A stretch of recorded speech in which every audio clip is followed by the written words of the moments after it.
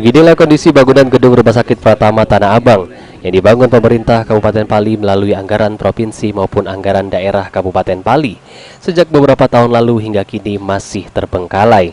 Kondisi bangunan yang sebagian sudah terbentuk, kini terbengkalai belum selesai penuh kelanjutan pembangunan dan tidak dapat difungsikan semestinya dan terakhir dilanjutkan pembangunan pada tahun 2018. Rumput liar hampir memenuhi kondisi bangunan, terutama halaman dan pagar bangunan Rumah Sakit Pratama.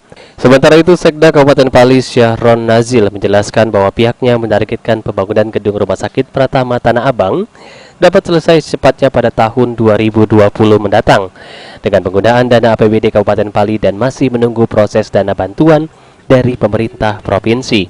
Namun, untuk saat ini akan segera difungsionalkan untuk kegiatan pelayanan medis dengan melengkapi sarana alat kesehatan medis, jaringan listrik hingga distribusi air bersih. Saat ini sudah pembangunan sudah kita mulai lagi, dan untuk tahun ini kita harapkan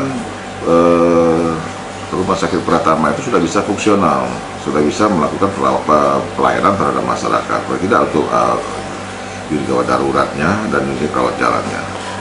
Tinggal lagi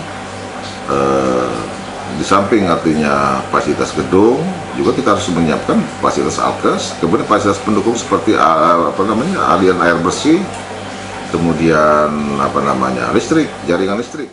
Husni Awan, PAL TV.